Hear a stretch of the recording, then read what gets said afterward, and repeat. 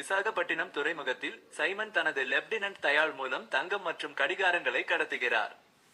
சைமனின் மகன் அர்ஜுன் கடத்தலை மறுத்து சுங்க அதிகாரியாக பணியாற்றுகிறான். சென்னையில் விடுதி நடத்தும் தேவா தனது நண்பன் ராஜசேகரின் மரணத்தை விசாரிக்கிறார். ராஜசேகர் விலங்கு உடல்களை எரிக்க கண்டுபிடித்த மின்சார நாற்காலியை கொலைகளை மறைக்க பயன்படுத்த சைமன் வற்புறுத்தியுள்ளார் என்று தேவா கண்டுபிடிக்கிறார். நாற்காலியை இயக்க தெரிந்த ராஜசேகரின் மகள் பிரீத்தியை கடத்த தயாள் முயல தேவா தலையிட்டு அந்த கடத்தல் நடவடிக்கையில் இணைக்கிறார்.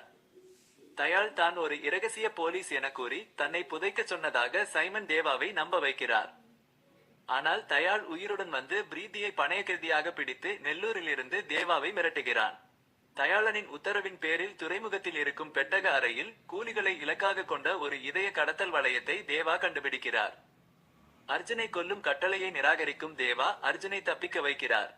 ஒரு கூரையில் பிரீத்தியை அச்சுறுத்தும் தயாளிடம் தேவா தான் கேரள காவல்துறை கான்ஸ்டபிள் திலீப் என்ற தனது போலீஸ் கடந்த காலத்தை வெளிப்படுத்துகிறார். தயாளனின் மனைவி கல்யாணி அர்ஜுன் காதலியாக நடித்தவள் இரகசிய பங்குதாரர் என்பது தெரியவர அவள் தேவாவின் நண்பன் ரவியை கொன்றுவிட்டு தப்பிக்கிறாள்.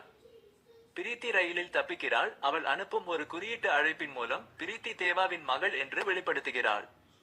தயாள் அர்ஜுனை கொன்ற பிறகு சைமன் தனது ஆட்களை அனுப்பி தேவாவையும் பிரீத்தியின் சகோதரிகளையும் கொல்ல முயற்சிக்கிறான். ஆனால் தேவா தனது உதவியாளர்கள் மற்றும் 18 கூலிகள் உதவியுடன் அவர்களை தடுக்கிறார்.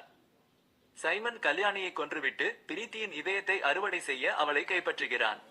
தேவா கப்பலுக்குள் நுழைந்து 30 ஆண்டுகளுக்கு முன் சைமனின் தந்தை சேவியர் கூலிகளை சுரண்டிய போது தான் கூலி தொழிற்சங்க தலைவராக இருந்து கிளர்ச்சி செய்து சேவியரை கொன்ற வரலாற்றை வெளிப்படுத்துகிறான்.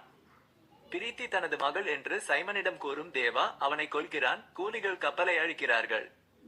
பின்னர் தேவா பிரீத்தி மற்றும் அவளது சகோதரிகள் டாஹா என்ற உலகளாவிய சிண்டிகேட் தலைவரால் கடத்தப்படுகிறார்கள். இவன் சேவியரின் கூட்டாளி கக்கரின் மகன். டாஹாவுக்கு வலது கையாக இருக்க தேவா ஒப்புக்கொள்கிறார், தனது கூலிகளை விடுவிக்க வேண்டும் என்ற நிபந்தனையுடன்.